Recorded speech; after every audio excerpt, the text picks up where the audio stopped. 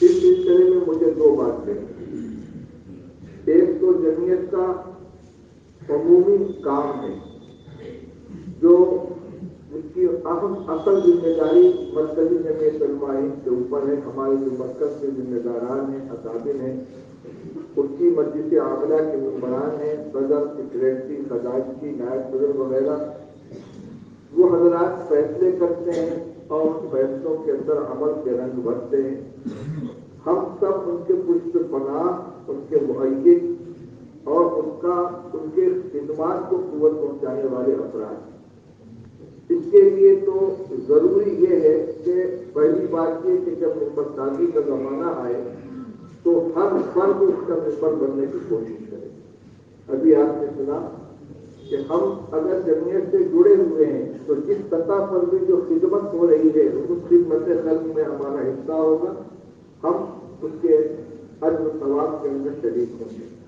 اس لیے جب ممبر سازی کا زمانہ آئے تو ممبر بنانے میں اور ممبر بننے میں دینی خدمت سمجھ کر سب کو شریک ہونا چاہیے. دوسرا کام یہ ہے کہ مقامی سطح پر جمعیت ایک دستوری تنظیم ہے اور جیسا نظام اس کا ہے شاید ہندوستان کے اندر کسی دوسری تنظیم کا نہیں ہے. ابتدائی ممبر سازی سے لے کر صدر جمعیت علماء ہند کے انتخاب تک ایک سلسلہ جڑا ہوا ہے. پہلے علاقائی جمعیت تشکیل دی جاتی ہے، پھر ضلع جمعیت تشکیل دی جاتی ہے، پھر صوبائی جمعیت بنتی ہے، پھر مرکزی جمعیت کی تشکیل ہوتی ہے. تو ہر نیچے کا فرد اوپر والے کی گویا بنیاد ہے، اس کی بنیاد کی اینٹ ہے، اور یہاں سے لے کر وہاں تک کتنا کام ہو رہا ہے ہر ایک کے اندر ہر ایک کی حصے داری ہے. ہر فرد عمل کے اعتبار سے بھی شریک ہے، فکر کے اعتبار سے بھی شریک ہے. ایک تو یہ کہ ممبر سازی کے اندر ہر ایک کو بڑھ کر کے حصہ دینا چاہیے، ممبر بننے میں بھی اور ممبر بنانے میں. دوسری بات یہ کہ جو مرکزی سطح پر جو خدمات ہو رہی ہیں وہ تو بڑی اونچے درجے کی ہیں. مقدمات کی پیروی ہے، عدالتوں کے اندر کیس کو لے کر چلنا ہے، مرکزی حکومت سے روبرو ہو کر گفتگو کرنی ہے وغیرہ وغیرہ. لیکن ہر علاقے کے اندر جو رفاع عام کی اور انسانی خدمت کے جو کام سامنے آتے ہیں تو ہر علاقے کے جمعیت کے خدام اس سے بڑھ کر کے حصہ لیتے ہیں. بنارس کے اندر بھی ورنا ندی میں سیلاب آ جاتا ہے، قدرت کے کتنے مکانات زیر آب ہو جاتے ہیں. اس کے علاوہ لاک ڈاؤن کے زمانے میں لوگوں کی خدمات، ان کے لیے دواؤں کا انتظام، ماسک کا انتظام، ان کے جن گھروں میں باقی ہو رہے تھے وہاں کٹ بنا کر پہنچانا، درجہ وار پہلے درجے وہ لوگ کے جو واقعی بڑے اسلام تھے، اور پھر ان لوگوں تک نوبت پہنچی کہ جو ابتداء خدمت کرنے والوں میں شامل تھے اور آخر میں ان کو بھی مدد کی ضرورت پیش آ گئی. اللہ کے فضل و کرم سے جمعیت علماء بنارس سے اس میں بہت بڑھ کر حصہ لیا، جس کو حکومت اور یہاں کے انتظامیہ نے بھی محسوس کیا اور اس کا اعتراف کیا. اس میں بھی ہمیں دونوں طرح کی شرکت کرنی چاہیے. مالی خدمت کے لیے اپنے دروازے، اپنے اکاؤنٹ کو کھول کے جتنی زیادہ سے زیادہ ہو سکے ان مواقع کے اوپر اس میں حصے داری دکھلائیں. دوسرے عملی شرکت کے اندر بھی اپنے آپ کو پیش کریں. یہ خدمت خلق کا جو سلسلہ ہے یہ جاری رہنا چاہیے. ایک بات تو جمعیت کے متعلق عرض کرنی تھی. دوسری بات اصلاح معاشرہ کے بارے میں کچھ عرض کرنا چاہتا ہوں. اصلاح معاشرہ کا جب لفظ بولا جاتا ہے تو عام طور سے ذہن جاتا ہے چند رسم و رواج کی اصلاح کی جاتی ہے کہ ہماری شادی بیاہ اور ہمارے تقریبات کے اندر جو فضول خرچیاں ہوتی ہیں، جو رسم و رواج ہیں ان کو درست کر دینا چاہیے. شادی میں خاص طور سے جو گناہ کے کام ہوتے ہیں، جو غیروں کی نقالیاں ہوتی ہیں، جو اسلام کو جو خرچی ہوتی ہے اس سے بچا کر سادگی کے ساتھ سنت کے مطابق نکاح کا کی سنت ادا کی جائے. مسجد میں نکاح کیا جائے، ولیمہ میں سادگی اختیار کی جائے، نام و نمود اور شہرت درجے سے اپنے آپ کو بچایا جائے. یقیناً یہ بھی اصلاح معاشرہ کا ایک اہم حصہ ہے. لیکن معاشرے کا جو لفظ ہے اصلاح معاشرہ کا مطلب مسلمانوں کے حق میں یہ ہے کہ ہمارا معاشرہ اسلامی معاشرہ بن جائے، ہمارا معاشرہ اسلامی معاشرہ بن جائے۔ آئیے ہم یہ جائزہ لیں کہ اسلامی معاشرے کے خط و خال کیا ہوتے ہیں۔ یعنی نبی کریم صلی اللہ علیہ وسلم جب تشریف لائے ہیں اور آپ نے ایمان کی دعوت دی ہے اور 23 سال کے مختصر کی مدت میں آپ نے جو معاشرہ تشکیل دیا ہے اس کے خط و خال کیا تھے، اس کی خصوصیات کیا تھی۔ اصلاح معاشرہ کا مطلب یہ ہے کہ غیروں کی دخل اندازی سے یا نقالی سے اس معاشرے میں جو خرابیاں آ گئی ہیں ان کو دور کر کے ہم اس معاشرے کے اوپر لے آئیں، اس کو جو مدینے کا معاشرہ تھا، جو صحابہ کرام رضی اللہ تعالیٰ عنہ کا معاشرہ تھا۔ یہ اپنے اصلاح معاشرہ کی کوشش، یہ جامع اور وسیع معنی کے اعتبار سے ہمارا پیغام ہے، جمعیت کا پیغام ہے۔ اور جہاں بھی اصلاح معاشرہ کا پروگرام کیا جاتا ہے، چاہے وہ کسی بھی پلیٹ فارم سے ہو، تو وہ صرف چند رسم و رواج اور چند تقریبات کی اصلاح مقصود نہیں ہوتی، بلکہ پورے معاشرے کے اندر جتنی خرابیاں پائی جاتی ہیں سب کی درستگی کی طرف توجہ دلانا مقصود ہوتا ہے۔ میں مسلمانوں کے معاملات اور ان کے اخلاق اور ان کے حقوق کے سلسلے میں چند روایتوں کی روشنی میں اس مضمون کو آپ کے سامنے واضح کرنے کی کوشش کرتا ہوں۔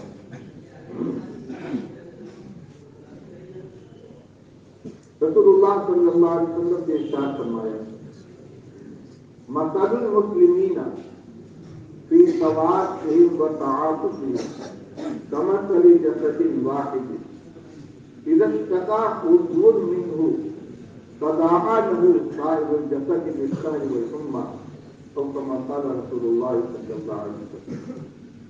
آپ نے ارشاد فرمایا کہ مسلمانوں کی مثال آپس میں ایک دوسرے کے ساتھ محبت رکھنے میں اور ایک دوسرے کے ساتھ ہمدردی برتنے میں، ایک دوسرے کے ساتھ مہربانی کا معاملہ کرنے میں ایسا ہے جیسے ایک جسم کے مختلف اعضاء ہوتے ہیں۔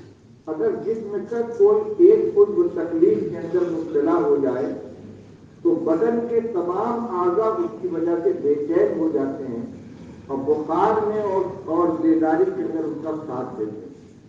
مثال کے طور پر اگر آنکھ میں تکلیف ہے تو ایسا نہیں ہے کہ صرف آنکھ تکلیف کے اندر مبتلا ہے اور باقی بدن آرام کر رہا ہے، سو رہا ہے، چین کی نیند پڑا ہوا نہیں۔ ایک آنکھ میں اگر تنکا پڑ گیا معمولی سا تو آدمی پورا بے چین ہو جاتا ہے۔ سر میں تکلیف ہو تو پورا آدمی بے چین پریشان ہے، پیر میں تکلیف ہو تو پورا جسم پریشان ہے، وہ تکلیف کے اندر مبتلا ہے۔ رسول اللہ صلی اللہ علیہ وسلم نے ارشاد فرمایا کہ مسلم سوسائٹی، مسلم معاشرہ، یہ سب مل کر ایک جسم کی طرح ہے۔ اگر ایک فرد کو بھی کوئی پریشانی لاحق ہو جائے تو اسلامی معاشرے کا تقاضا یہ ہے کہ یہ تکلیف تنہا اس کی تکلیف نہ ہو، بلکہ سارے کے سارے لوگ پریشان ہو جائیں۔ پریشان ہونے کے مطلب نہیں کہ کیس دکان میں کرنے لگے، ہنگامہ کرنے لگے، بلکہ اس کی پریشانی کی اداری کی فکر کرے، چاہے وہ پریشانی بیماری کی شکل میں ہو، کسی ناگہانی آفت کی شکل میں ہو، فقر و فاقہ بے روزگاری کی شکل میں ہو، جو بھی پریشانی آئے تو وہ ایک فرد کی پریشانی نہ ہو، بلکہ جس طرح ایک جسم کے ایک عضو کی تکلیف سے پورا جسم پریشان ہو جاتا ہے، اسی طریقے سے مسلم معاشرے کے اندر ایک فرد کی تکلیف کی وجہ سے پورے معاشرے کو تکلیف کا احساس ہونا چاہیے۔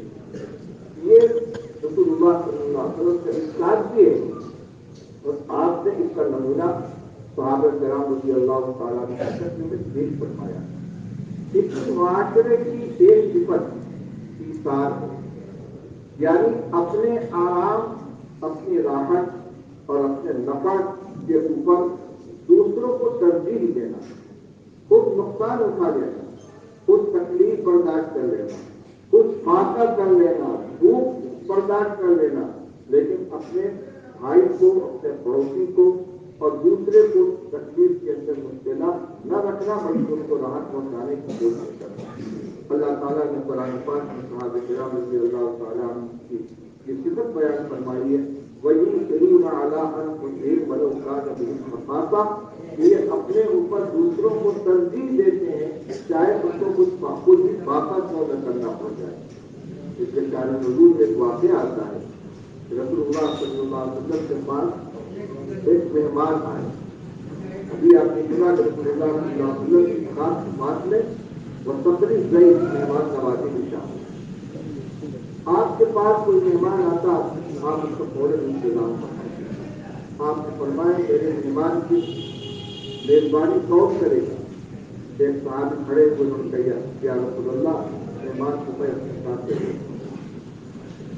گھر گئے، بیوی سے کہا میں رسول اللہ صلی اللہ علیہ وسلم کے مہمان کو لے کر آیا، لا تستقبلی منہ شیئا، اس سے کوئی چیز صبح کے وقت رکھنا پڑتا ہے۔ انہوں نے کہا گھر میں نہ میرے کھانے کے لیے کچھ ہے نہ آپ کے کھانے کے لیے کچھ ہے، صرف بچوں کے لیے تھوڑا سا کھانا موجود ہے۔ فرمایا کہ بچوں کو پہلا مسئلہ سے کھلا دو اور کھانا سامنے لا کے رکھو۔ ابھی یہ واقعہ اس وقت ہے جب پردے کی آیت نازل نہیں، جب مہمان بھی بغیر میزبان کے کھانے کے لیے تیار نہیں ہوتے، جب کھانے کا وقت ہو کھانا جب گلاس درمیان میں رکھ دینا، مہمان کو بیٹھا دینا اور ہم اور تم دونوں وہاں بیٹھ جائیں اور تم چراغ کی بتی ٹھیک کرنے کے بہانے اٹھ کر جانا اور جا کر چراغ کو بجھا دینا۔ اس زمانے میں یہ ماچس نہیں ہوتی تھی کہ فوراً جلائے اور چراغ کو روشن کر دیا۔ چماق سے پتھر سے آگ نکالی جاتی تھی اور آگ جلائی جاتی تھی، اس سے وقت لگتا تھا۔ چنانچہ یہی کیا، دسترخوان بچھایا، مہمان کو بیٹھایا اور کھانا تھوڑا سا۔ اب مہمان کو کھلانے کے لیے خاتون اٹھ کر گئی ہیں، چراغ بجھا دیا اور کبھی کھانے کی طرف ہاتھ لے جاتے ہیں، کبھی منہ کی طرف لے جاتے ہیں، منہ کو چلا رہے ہیں، آواز بنا رہے ہیں۔ ایک دانہ نہیں کھایا، سارا کھانا مہمان نے کھایا۔ صبح کو رسول اللہ صلی اللہ علیہ وسلم نے فرمایا اللہ تعالیٰ کو تم دونوں کی رات کی حرکت بہت پسند آئی، وہی نازل ہوئی بتایا گیا اور اس کے بعد یہ آیت نازل ہوئی وَيُؤْثِرُونَ عَلَىٰ أَنفُسِهِمْ وَلَوْ كَانَ بِهِمْ خَصَاصَةٌ، یہ اپنے اوپر دوسروں کو ترجیح دیتے ہیں چاہے ان کو پاک ہی کیوں نہ برداشت کرنا پڑے۔ بچوں کو بھوکا سلایا ہے، وہ بھوکے رہے ہیں، لیکن ایک بھوکے کو کھانا کھلانے کے لیے ساری قربانی کے لیے۔ حضرت شیخ الحدیث رحمۃ اللہ علیہ نے فضائل رمضان کے اندر واقعہ لکھا ہے، جنگ یرموک کے اندر جس میں بہت سے مسلمان شہید ہوئے تھے، ایک صاحب اپنے چچا زاد بھائی کو زخمیوں میں تلاش کرتے ہوئے پانی لے کر پہنچے کہ وہ زخمی ہیں، ان کو آخری وقت میں پانی پلا دیں۔ وہاں پہنچے، ان کو پانی دینا چاہا، اتنے کے بغل میں ایک زخمی مسلمان پڑے ہوئے تھے، انہوں نے پانی کے لیے اشارہ کیا، انہوں نے کہا پہلے اس کو پلا دیں۔ اس کے پاس پہنچے تو اس کے بعد کچھ فاصلے پر ایک دوسرے زخمی مسلمان پڑے ہوئے تھے، انہوں نے پانی کے لیے اشارہ کیا، انہوں نے کہا پہلے اس کو پلا دیں۔ جس کا سب سے آخری وقت تھا، وہاں پہنچے، اس کے پہنچنے سے پہلے اس کے روح پرواز کر۔ اس کے بعد دوسرے نمبر والے کے پاس آئے، وہ بھی اللہ کے پیارے ہو چکے تھے، پھر اپنے چچازاد بھائی کے پاس پہنچے، انہوں نے بھی پیاسے جان دے دی۔ یہ ہے ایثار۔ آخری وقت میں پیاس کا جو عالم ہوتا ہے اس کو ہم زندہ برداشت کو محسوس کر ہی نہیں سکتے۔ اس وقت پانی کا ایک قطرہ کتنی قیمت رکھتا ہے، کتنی راحت پہنچاتا ہے، لیکن اس وقت انہوں نے اپنے اوپر دوسروں کو ترجیح کیا ہے۔ سیرت کے واقعات پڑھیے، ایک آدمی ضرورت مند ہے، اپنے پڑوسی کے پاس وہ پیغام بھیجتا، بھائی تمہارے گھر میں کچھ ہو تو مجھے ترجیح دے دو۔ انہوں نے اپنی ضرورت کے لیے جو پیسوں کی تھیلی اکٹھا کر رکھی تو اٹھا کر اس کو دے دی۔ یہ تھیلی لے کر گھر میں آئے، بغل کے پڑوسی نے ان سے کہا کہ بھائی کچھ قرض کی ضرورت ہے، انہوں نے اٹھا کر اس کو دے دیا۔ ابھی انہوں نے ضرورت پوری نہیں کی تھی کہ اس کے بغل والے مکان سے آدمی آ گیا کہ قرض کی ضرورت، انہوں نے اٹھا کر اس کو دے دیا۔ یہ گھومتے پھرتے پھر پہلے جو مالک سے ان تک پہنچ گئے، انہوں نے وقت پڑوسی سے مانگا تو وہ پڑوسی اپنے پڑوسی کو لے کر آ چکا تھا اور وہی تھیلی لوٹ کر ان کے پاس آ گئی۔ 4-5 گھروں سے گھوم کر آئی۔ ایسے وقت میں جب کہ کچھ قرض لینے کے ضرورت کے محتاج ہیں، ضرورت مند ہیں اور ضرورت کے بغیر قرض نہیں کیا کرتے، جس سے رسول اللہ صلی اللہ علیہ وسلم نے منع فرمایا تھا لیکن اپنے پڑوسی نے جب ضرورت کا اظہار کیا تو اپنی ضرورت کو قربان کر کے اس کے لیے تیار ہے. ایسے کتنے واقعات ہیں گھر میں جو کچھ رکھا ہوا ہے کوئی ساحل آ گیا اٹھا کر اس کو دے دیا. میرے بھائی بزرگوں اسلامی معاشرے کے اندر انسان ہوتا ہے. ہم اپنی خود غرضی کو چھوڑ دیں. خود غرضی کیا چیز ہے؟ ہمیں اپنے نفع سے مطلب ہے, اپنی راحت سے مطلب ہے.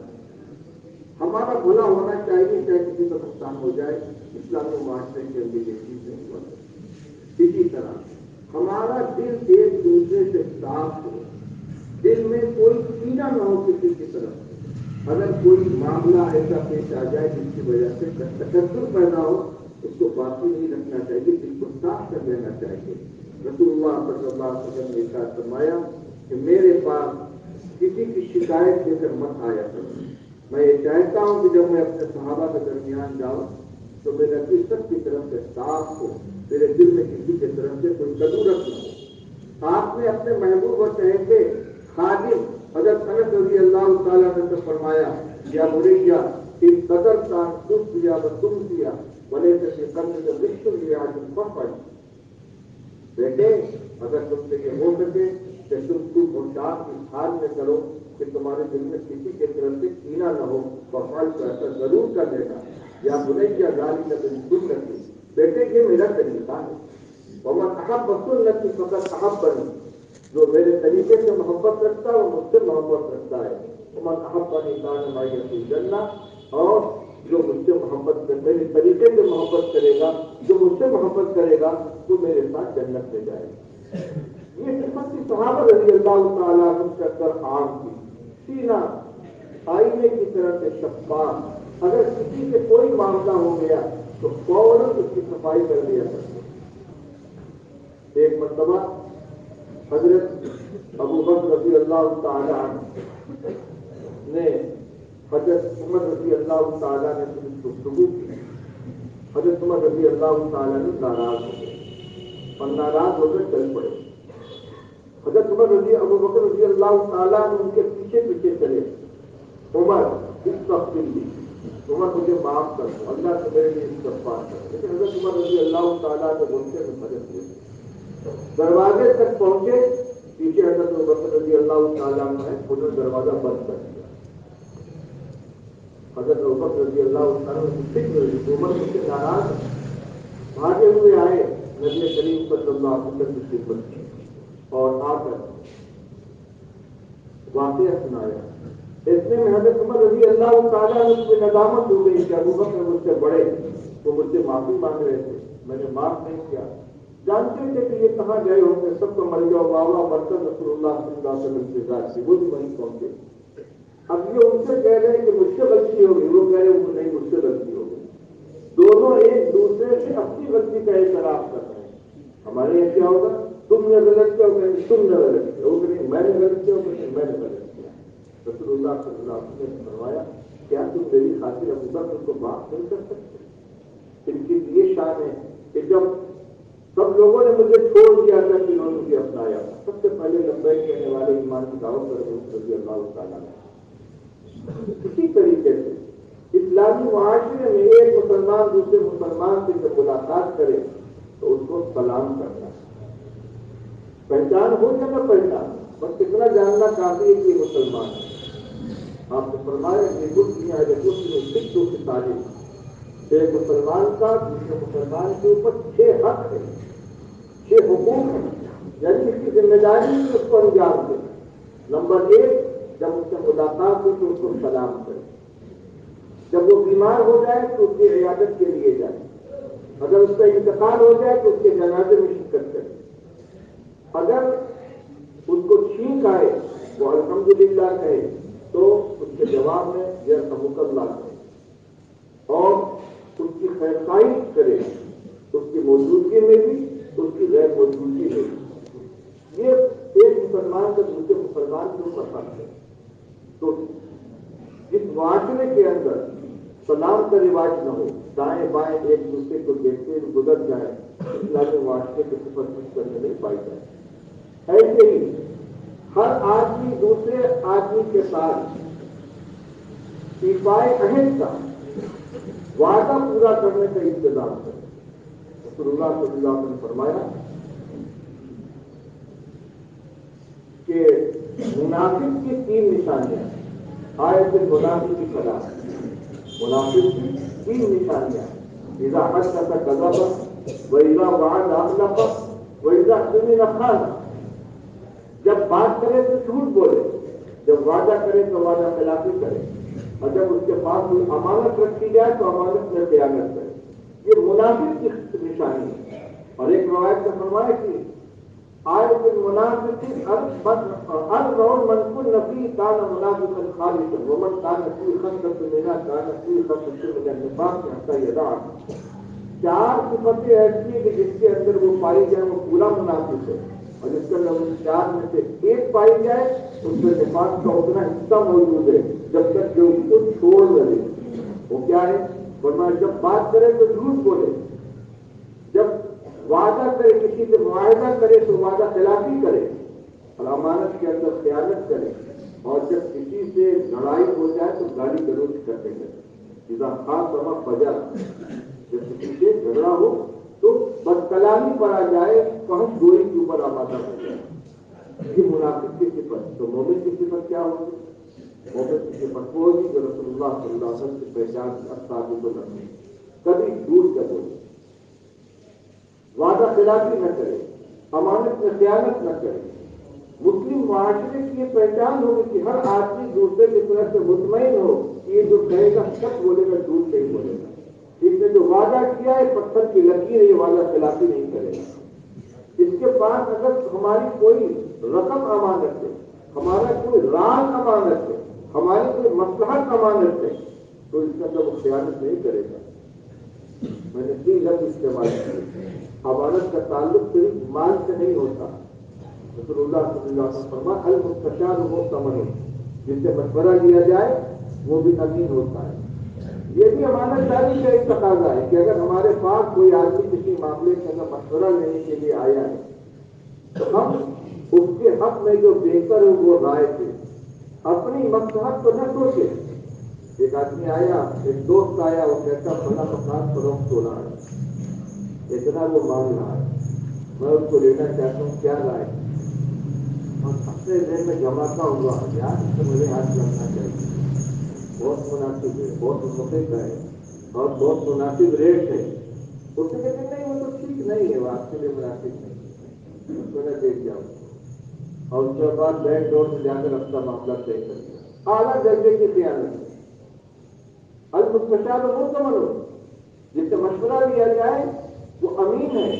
امین کا مطلب یہ ہے کہ دیانتداری کے ساتھ وہ مشورہ جو اس کے حق میں بہتر ہو. کاروبار کے سلسلے میں مشورہ ہو، رشتے کے سلسلے میں مشورہ ہو، کئی پیغام بھیجنے کے بارے میں ہو، کسی چیز کی خریداری کے معاملے میں ہو، کسی بھی معاملے کے اندر ہو، بیمہ بین و بین اللہ دیانتداری کے ساتھ جو صحیح رائے وہ بتانی چاہیے. اگر اس میں آدمی کمی کرے گا تو یہ خیانت ہوگی. کہ میں عرض کرنا چاہتا ہوں کہ اسلامی معاشرے کا تعلق صرف چند رسومات سے نہیں ہے بلکہ تمام چیزوں کو اپنے اندر پیدا ہے. اسلامی معاشرے کے اندر حیاداری ہوتی ہے، بے حیائی اسلامی معاشرے کی چیز نہیں. رسول اللہ صلی اللہ علیہ وسلم نے فرمایا الحیاء شعبۃ من الایمان. حیا ایمان کا ایک شعبہ ہے. آج حیا اور شرم معاشرے سے نکلتی چلی آ رہی ہے. گھروں کے اندر ہمارے نوجوان بچے اور بچیاں ہمارے آنکھوں کے سامنے بیٹھ کر موبائل کے اوپر نہ جانے کیا کیا دیکھتے رہتے ہیں، کیا کیا چیٹنگ کرتے رہتے ہیں. ماں باپ کے ساتھ رجوع نہیں رہتی، سرپرستوں کی کوئی کی طرف توجہ نہیں ہوتی. گویا ان کے حیا کا جنازہ خود نکال دیں، خیال نہیں کرتے. اسی طرح رسول اللہ صلی اللہ علیہ وسلم نے فرمایا کہ ملک رحم کبھی رہنا ولم جو اپنی کبھی رہنا بڑے کبھی رہنا. کہ جو شخص بڑوں کا احترام نہ کرے، چھوٹوں کے ساتھ شفقت نہ برتے، وہ حملے سے نہیں. حملے سے نہیں کا مطلب کیا ہوا؟ تو ہمارا کہلانے کے لائق نہیں. مسلم سوسائٹی کا وہ فرد شمار نہیں ہونا چاہیے کہ جس کے اندر یہ وصف نہ پایا جاتا ہو کہ اپنے سے بڑے کا احترام کرے، چاہے وہ کوئی بھی ہو. عمر کے اعتبار سے بڑا ہے تو ہمارے لیے قابل احترام، عمر کے اعتبار سے چھوٹا ہے تو اس کے پاس شفقت کا معاملہ ہونا چاہیے۔ اور ایک روایت میں ہے رسول اللہ صلی اللہ علیہ وسلم نے اکرام شیبۃ مسلم کو ایمان کی نشانی قرار دیا ہے۔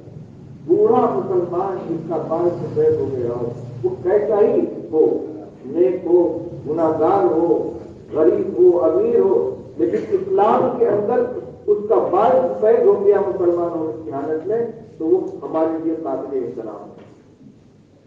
یہ مطلب جب ہم کبھی رہنا ولم یؤخر کبیرنا فلیس منا، جو ہمارے چھوٹوں کو رحم نہ کرے، ہمارے بڑے کے ساتھ توقیر کا معاملہ نہ کرے، اور بعض روایتوں میں اس کے ساتھ ایک لفظ اور ہے کہ ہمارے عالم کا احترام نہ کرے تو ہم میں سے نہیں۔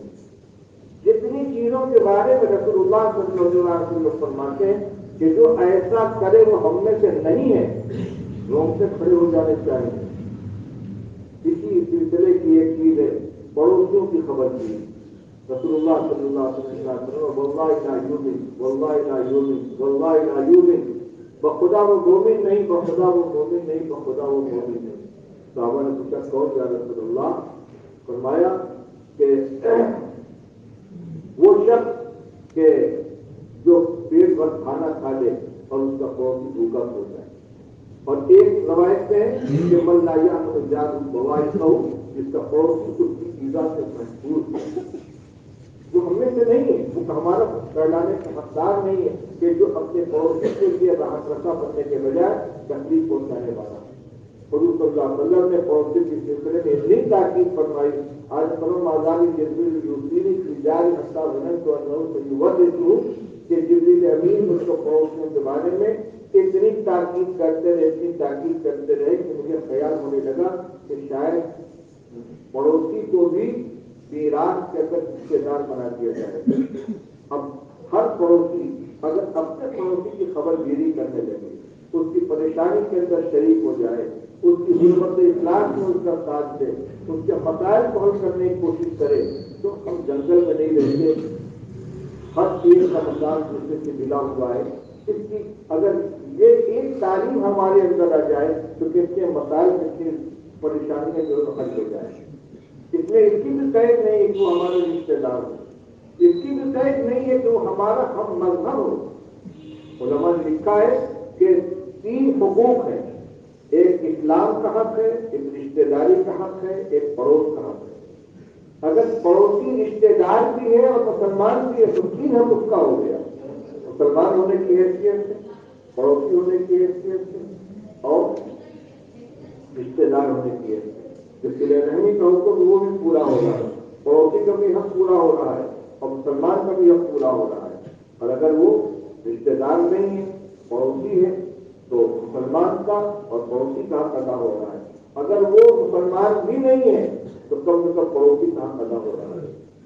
امام ابو حنیفہ رحمۃ اللہ علیہ کے پڑوس میں یہودی رہتا تھا اور وہ شراب پیتا تھا، اور جب پیتا تھا تو لیٹ گاتا تھا، اذاعونی وائی پسند اذاعونی لیو کری نشن مسدا کی صدری، لوگوں نے مجھے کھو دیا، لوگوں نے مجھے ضائع کر دیا۔ کیسے جوان کو کھو دیا جو سرحدوں کی حفاظت کرنے والا، مصیبت کے دن کام آنے والا ہے۔ اتفاق میں پکڑا گیا، جیل خانے میں ڈال دیا گیا۔ اب ایسے شرابی کبابی کی حمایت کرنے کون جائے گا؟ لیکن امام ابو حنیفہ رحمۃ اللہ علیہ تشریف لے گئے اور اس کی پیروی کر کے اس کو چھڑا کر لیا، فرمایا جب محبت کو ضائع نہیں ہونے دیا۔ تو کچھ شکایت تھی کہ لوگوں نے مجھے ضائع کر دیا۔ اسی پڑوسی کا یہ دوسرے پڑوسی کا معاملہ ہے کہ اپنا مکان فروخت کر رہا تھا امام ابو رحمۃ اللہ علیہ کا پڑوسی۔ لوگوں نے اس سے پوچھا تمہارے مکان کی قیمت کا 20,000 روپئے، 20,000 درہم، 20,000 درہم تک تو تمہارا مکان نہیں ہے، تمہارا مکان تو 10,000 درہم سے زیادہ کرے۔ اس نے کہا ٹھیک ہے، 10,000 قیمت ہے میرے مکان کی، 10,000 درہم قیمت سے ابو حنیفہ کے پڑوس کی، یعنی کہ میرا یہ مکان امام ابو حنیفہ کے پڑوس میں ہے۔ میں اس مکان کو جب چھوڑ کر جاؤں گا تو 2 چیزیں چھوڑ کر جاؤں گا، ایک یہ مکان چھوٹے گا، ایک امام ابو حنیفہ کا پڑوس چھوٹے گا، اور جو آدمی اس مکان میں بسے گا اس کو 2 چیزیں ملیں گی، ایک مکان ملے گا اور ایک ابو حنیفہ کا پڑوس ملے گا۔ اور وہ بھی یہودی تھا، مسلمان نہیں تھا. امام ابو حنیفہ رحمۃ اللہ علیہ کو اس کی خبر لگی تو 20,000 درہم اس کو دے کر کہا کہ یہ پیسے بھی تیرے اور یہ مکان بھی تیرا، اس کو مکان فروخت کرنے سے لگا. یہ صحابہ رضی اللہ تعالیٰ عنہ کے دور کی بات نہیں بتا رہا ہوں، یہ تابعین اور تابعین کے آخری دور کی بات بتا رہے ہیں. امام ابو حنیفہ رحمۃ اللہ علیہ کے بعد تابعین کے اندر ہوتا ہے اور اس مثالیں تو قرن اول کے اندر ہزاروں پیسوں ملیں گی کہ اپنے پڑوسی کے لیے اپنی راحت کو قربان کرتے ہیں. تو میں یہ عرض کرنا چاہتا تھا کہ بھائی ہمیں اصلاح معاشرہ کے لیے ہر چیز کے اوپر نگاہ ڈالنی پڑے گی. اپنے اخلاق کو بھی دیکھیں، اپنے پڑوسیوں کے ساتھ اپنے معاملات کو دیکھیں. امانت داری، دیانت داری، سچ بولنا، جھوٹ بولنا مسلمان کا کام ہے ہی نہیں. رسول اللہ صلی اللہ علیہ وسلم سے پوچھا ایکون المؤمن جبانا، رسول اللہ مسلمان بزدل ہو سکتا ہے؟ فرمایا ہو سکتا ہے. فرمایا پوچھا ایکون المؤمن بخیلا، کیا مسلمان بخیل ہو سکتا ہے؟ فرمایا ہو سکتا ہے. پھر پوچھا ایکون المؤمن کذوبا، کیا مسلمان جھوٹا ہو سکتا ہے؟ فرمایا لا، جھوٹا نہیں. بات کیا ہے؟ بزدلی اور شجاعت یہ فطری چیز ہے. فطری طور پر کسی کے اندر جہارت ہوتی ہے، ہمت زیادہ ہوتی ہے، کچھ کمزور دل کا آدمی ہوتا ہے. یعنی زبردستی ایک بزدل اپنے کو ہمت والا نہیں بنا سکتا. اسی طرح مال کی محبت انسان کی فطرت کے اندر رکھی گئی ہے. کسی کے اندر مال کی محبت زیادہ ہوتی ہے اور بخل کرتا ہے، کسی کے اندر کم ہوتی ہے اور خرچ کرتا ہے. لیکن فطرت میں مال کی محبت تو رکھی ہوئی ہے. اس کے تقاضے سے اگر بخل آ جائے تو یہ ایمان کے خلاف ہے. لیکن جھوٹ یہ تو سب کے نزدیک غلط چیز ہے، خراب چیز ہے. یہ انسان کی فطرت کے اندر نہیں ہے، اس کے مزاج کا تقاضا نہیں ہے اور ایمان سے اس کا کوئی جوڑ ہی نہیں. فرمایا مومن جھوٹا نہیں ہو سکتا. آج ہم اپنے معاشرے کے اندر دیکھتے اور اپنے بارے میں سوچیں کہ صبح سے لے کر شام تک ہم کتنی بات واقعے کے مطابق بولتے ہیں، کتنے خلاف واقعہ بولتے ہیں. مذاق میں کتنے جھوٹ بول دیتے ہیں، بچوں سے کتنا جھوٹ بول دیتے ہیں. اللہ کے رسول صلی اللہ علیہ وسلم نے تو اتنی احتیاط فرمائی ہے. ایک خاتون نے اپنے بچے کو بلانے کے لیے مٹھی کا اشارہ کیا، آ جا بس اس کو کچھ دور سال کو ڈکشن آج میں تجھے کچھ دوں گی. رسول اللہ صلی اللہ علیہ وسلم فرمایا ماذا خرچ کیا تو ہوتی ہے، اس کو کیا دینے کا ارادہ کیا تھا، کیا دینے کی نیت تھی؟ انہوں نے کہا میری نیت یہ تھی کہ وہ آ جائے گا پھر چھوڑا ان کو دوں گی. فرمایا اما لو لم توتی لکتبت علیک کذبۃ او کما قال صلی اللہ علیہ وسلم. سنو، اگر تم اس کو چھوڑا نہ دیتی تو تمہارے نامہ اعمال میں ایک جھوٹ لکھ دیا جاتا. آج بلی کے بندر سے بچوں کو ڈرانے کے لیے اور طرح طرح کی جھوٹ گڑ گڑ کے بچوں کو سناتے، تو بچوں ہی سے کیا دوستوں سے، احباب سے، ساتھیوں سے صبح سے شام تک میں جانے کتنے جھوٹ بولے جاتے ہیں. تو مسلم معاشرے میں جھوٹ نہیں ہونا چاہیے، مسلم معاشرے میں وعدہ خلافی نہیں ہونی چاہیے. اور میں ایک بات اور عرض کرنا چاہتا ہوں کہ اس کے لیے محنت باہر نہیں کرنی، اس کے لیے محنت اپنی ذات سے کرنی. چاہے معاشرہ میں جو رسم و رواج ہوتے ہیں اس میں تو دوسروں کو محنت کی جاتی ہے. کہیں شادی ہے تو اس سے جا کر سمجھائیں گے کہ سنت کے مطابق نکاح کر لیجیے، سجاوٹ کم کیجیے، فضول خرچی مت کیجیے. لیکن فضول خرچی ہم کر رہے ہیں تو اپنے کو بچائیں، جھوٹ ہم بول رہے ہیں تو اپنے کو بچائیں، وعدہ خلافی کا گناہ ہم کر رہے ہیں تو اپنے کو بچائیں، امانت کا خیانت ہمارے اندر تو اپنے کو بچائیں. اتنی چیزیں خود غلطی اگر ہمارے اندر پائی جائے تو اس سے اپنے آپ کو بچائیں. یعنی اس اصلاح معاشرہ کا تعلق سب سے پہلے اپنی ذات سے، اپنے گھر سے، اپنے خاندان سے. ہر فرد اگر اپنی ذمہ داری کو محسوس کرے تو انشاءاللہ یہ معاشرہ کی جیسے کہ پائی جانے والی بڑی خرابیاں ہیں کہ ہمارا معاشرہ دوسروں سے صرف نقالی کرتے کرتے گڈھے کے اندر پہنچ چکا ہے. اس کو واپس لا سکتے ہیں. جیسے فرمائیں کہ پروگرام کے اندر بھی شامل ہے. ایک ہمارے اکابر نے جمعیت کے لیے تعمیری پروگرام کا ایک نظام بنایا. تعمیری پروگرام میں کئی شعبے اس میں یہ چیزی شعبہ تھا. یہ جو جلسہ ہو رہا ہے جس میں آپ کو پیغام دیا جا رہا ہے کہ جمعیت علماء ہند کے تعمیری پروگرام کے دینی حلقے سے متعلق خدمت انجام کی جا رہی ہے. مکاتب کا قیام، لائبریریوں کا قیام، یہ تعلیمی حلقے سے تعلق رکھتا ہے. کچھ سماجی چیزوں سے تعلق رکھنے والی چیزیں، کچھ عوامی خدمات کی وجہ کی چیزیں ہیں، لیکن وقتاً فوقتاً اپنے بھائیوں کو اکٹھا کر کے ان کے سامنے دینی تقاضے رکھنا، معاشرے میں پائی جانے والی عملی اخلاقی معاملات کی لائن کی جو خرابیاں ان کی نشاندہی کرنا اور ان کی اصلاح کی کوشش کرنا، یہ بھی جمعیت علماء ہند کے کام کے اندر کی خدمات کے اندر شامل ہے. آج ہم انہیں مقاصد کو لے کر اکٹھا ہوئے ہیں اور جو پیغام پہلے آپ کے سامنے آیا تھا، ایک اپیل کو اپنے ذہن میں رکھیں کہ جمعیت یہ ان چند ذمہ داروں کی تنظیم نہیں ہے کہ جو اس کا بیڑا اٹھائے ہوئے ہیں، بلکہ یہ ایک عوامی تنظیم ہے. تمام لوگ اس کے حصے دار ہیں، اس کے اندر شریک ہیں اور ایک ابتدائی رکنیت حاصل کرنے والا بھی اس کا ایک فرد ہے، اس کی بنیاد کی ایک نیت ہے. لہٰذا اس کاروبار کے اندر اپنے آپ کو شامل کریں اور جب اس طرح کے تقاضے سامنے آئے ان کو پورا کرنے کے لیے اپنے آپ کو پیش کریں. اپنی جمعیت کے بڑے فارم سے اپنے معاشرے کو درست کرنے کے لیے اور جو رسم و رواج ہے ان کو بھی ٹھیک کرنے کے لیے اور جو ہمارے اعمال اور اخلاق اس کو بھی ٹھیک کرنے کے لیے جو آواز لگائی جاتی ہے اس پر لبیک میں اس پر عمل کرنے کی کوشش کریں. غالباً اسی مسجد سے مولانا محمود صاحب نے اسلام معاشرہ کی عنوان سے کچھ باتیں آپ کے سامنے رکھی تھی. کچھ لوگوں کو گرا بھی گزری، لب و لہجہ کچھ سب بھی محسوس ہوا، لیکن بہرحال باتیں جو سچی ہوتی ہے وہ کڑوی بھی لگی ہے. رسول اللہ صلی اللہ علیہ وسلم کی یہ نصیحت ہے، پورے حق کا والوں کا نہ بول رہا. اگر کسی کو سچی بات کڑوی لگے تو اس کی وجہ سے سچ بولنا اور حق بولنا بند مت کرو. حضرت غفاری رضی اللہ تعالیٰ عنہ پر رسول اللہ صلی اللہ علیہ وسلم نے 7 نصیحتیں فرمائی تھی. ان 7 نصیحتوں کے اندر ایک نصیحت یہ بھی تھی کہ اللہ کے دین کا پیغام پہنچانے میں کسی ملامت کرنے والے کی ملامت کی پرواہ مت کرنا اور حق بات بولنا، چاہے کسی کو کڑوی کیوں نہ لگے. حق بات کڑوی نہیں ہوتی، مزاج خراب ہونے کی وجہ سے کڑوی لگتی ہے.